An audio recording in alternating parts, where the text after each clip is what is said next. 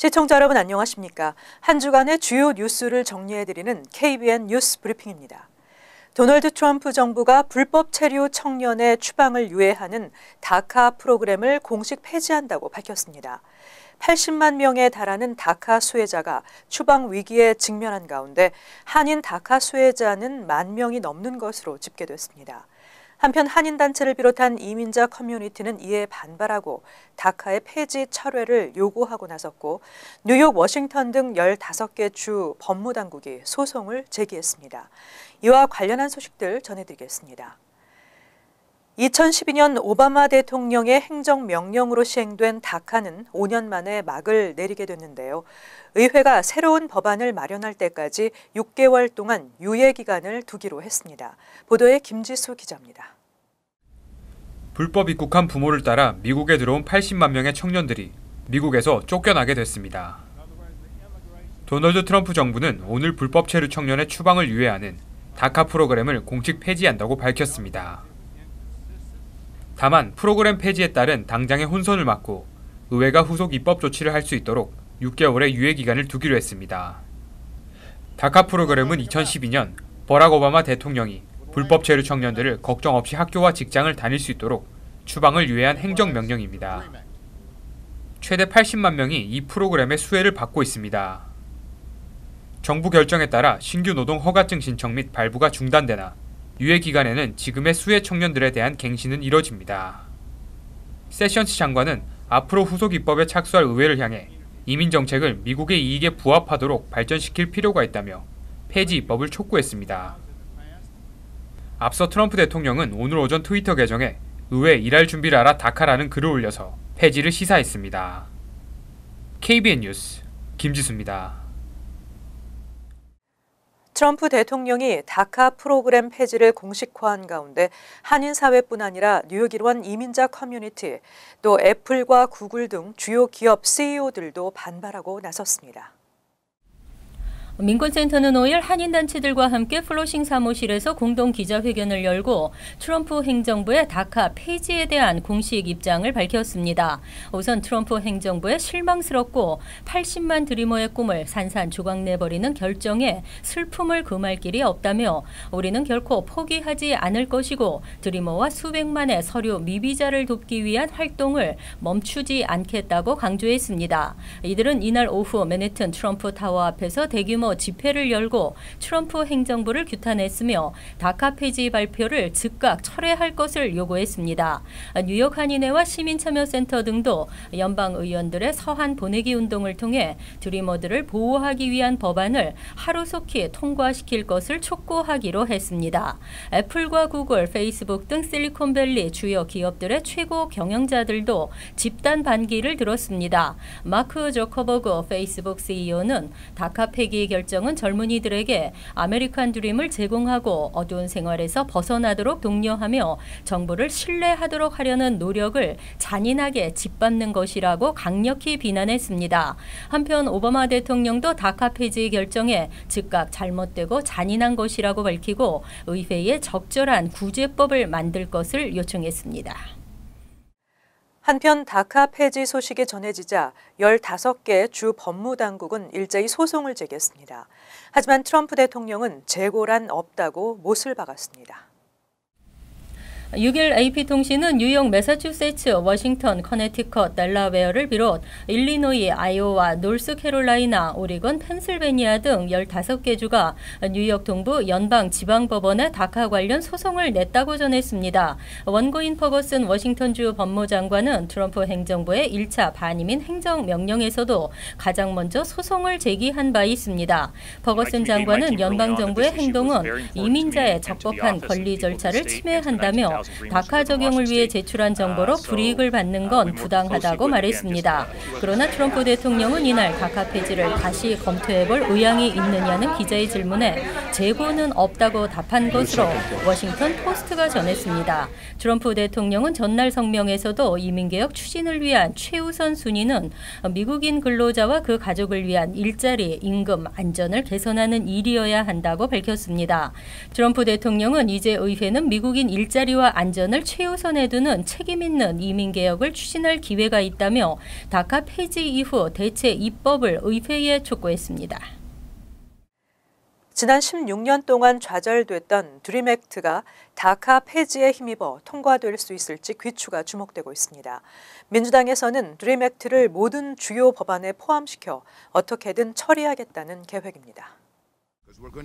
트럼프 대통령의 다카 폐지 결정이 발표되자 6일 찰스 슈머 연방 상원 의원은 하원 민주당 지도부와 함께 회견을 열어 공화당이 드림 액트 표결 기회를 만들지 않을 경우 현재 상원에서 계류 중인 모든 주요 법안에 드림 액트를 첨부하겠다고 경고했습니다.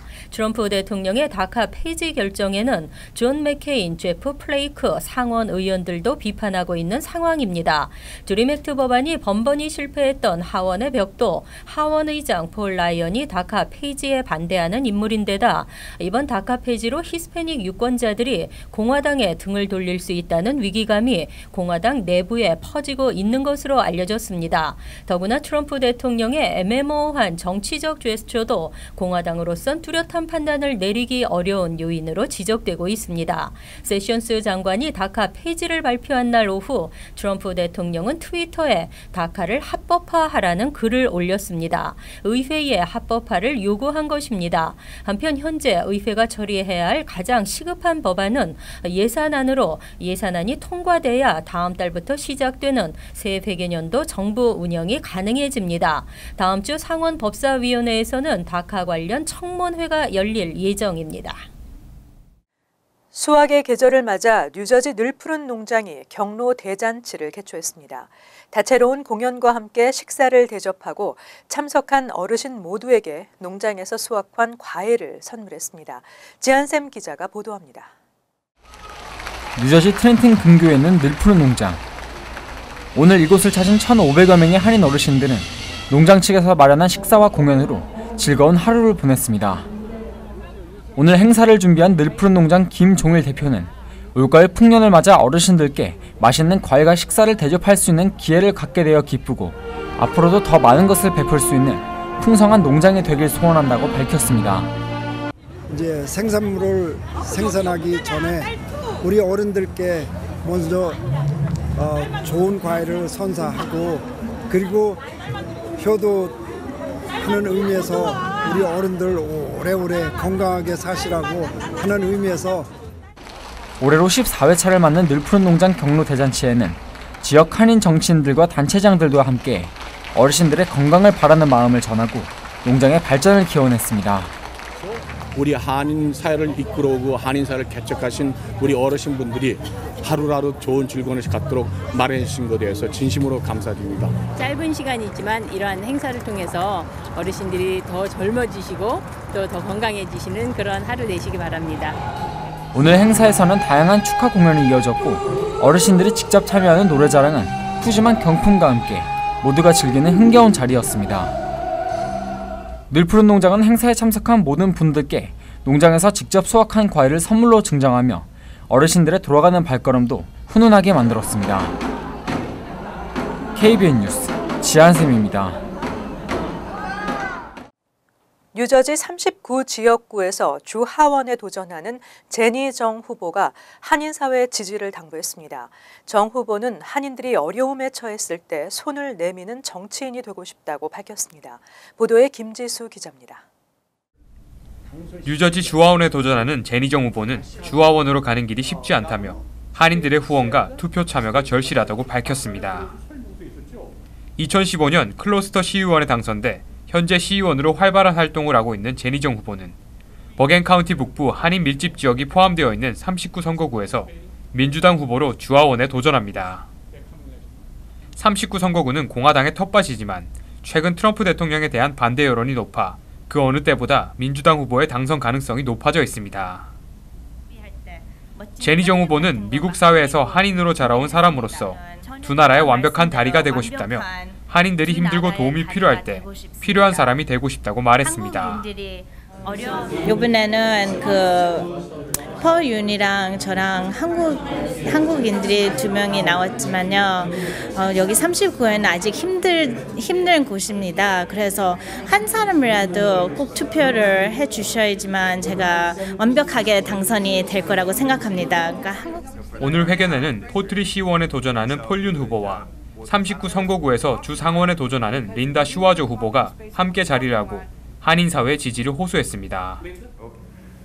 이 나라에서는 투표한 사람들은 다 받고 투표 안 한 사람들은 nobody hears their voices. And 이번에 if I'm expected to win, if you have a greater even margin of victory, 그게 한인 커뮤니티의 힘을 보여주는 것이에요.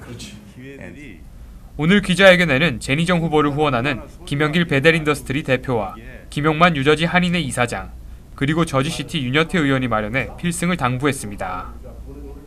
올해 치러지는 본선거는 11월 7일입니다. KBN 뉴스 김지수입니다. 그동안 한국에 거주하면서도 지원받을 수 없었던 재외국민 영유아 보육비가 9월부터 지원되고 있습니다. 한국 내 어린이집 또는 유치원을 다니는 재외국민 아동이라면 보육료와 유아 학비가 지원됩니다. 이번 달부터 0에서 5세 재외국민 아동이 한국 내 30일 이상 거주할 목적으로 주민등록을 마친 경우 보육료를 신청하면 지원을 받을 수 있게 됐습니다. 지금까지 재외국민은 보육료, 육아학비 지원 대상에서 빠져 있었습니다. 단 해외이주법 제12조에 따라 영주 귀국 신고 후 주민등록번호를 발급받은 경우 지원이 가능했고 2015년 주민등록법 개정으로 재외국민도 주민등록을 할 수 있게 되면서 최근 보육료, 육아학비를 지원해달라는 요구가 늘어나는 추세였습니다. 이에 국가인권위원회와 사회보장신설 변경협의회가 3에서 5세 누리과정 지원을 각각 권고 결정하고 보건복지부도 보육에 대한 국가 책임을 강화한다는 취지로 0에서 2세 유아의 보육료도 함께 지원하기로 했습니다. 즉 0에서 5세 사이 재외국민 아동 모두가 지원을 받을 수 있게 된 것입니다. 단 재외국민에 대한 보육료, 육아학비는 국내 어린이집, 유치원을 다닐 경우에 지원되며 장기간 해외 체류 시에는 지원되지 않습니다. 올해 코리안 퍼레이드에는 빌 드블라지오 뉴욕시장이 그랜드 마샬로 참가합니다. 코리안 퍼레이드가 정착되고 한인 사회에 단합된 힘을 보여주게 됩니다. 뉴욕 한인회에 따르면 오는 10월 7일 맨해튼에서 펼쳐지는 코리안 퍼레이드에 빌 드블라지오 뉴욕시장이 그랜드 마샬로 참석하기로 했습니다. 김민선 회장은 최근 드블라지오 시장을 직접 만나 참석을 확답받았다고 말했습니다. 드블라지오 시장은 특별한 일이 없는 한 처음으로 50만 뉴욕 한인들의 최대 축제인 코리안 퍼레이드와 함께하게 될 것이라고 말한 것으로 전해졌습니다. 드블라지오 시장은 2014년 퀸즈 한인회 주최 설날 퍼레이드에 참여한 바 있습니다. 하지만 코리안 퍼레이드 최선두에 서는 것은 처음입니다. 드블라지오 시장의 전임인 마이클 블룸버그 시장과 루돌프 줄리아니, 데이빗 딩킨스, 에드워드 카치 등 역대 시장들도 모두 코리안 퍼레이드에 직접 참석한 바 있습니다.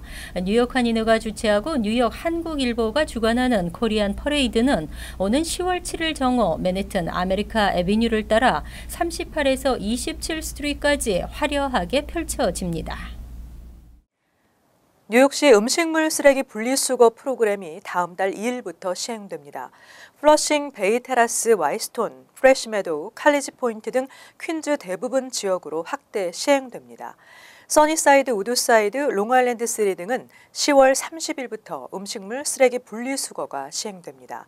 단독 주택과 9가구 이하인 아파트는 음식물 쓰레기 분리수거 주택으로 자동 등록됩니다. 분리수거에 대한 내용 살펴보시기 바랍니다. 이상으로 KBN 뉴스 브리핑을 마칩니다. 시청해주신 여러분 고맙습니다.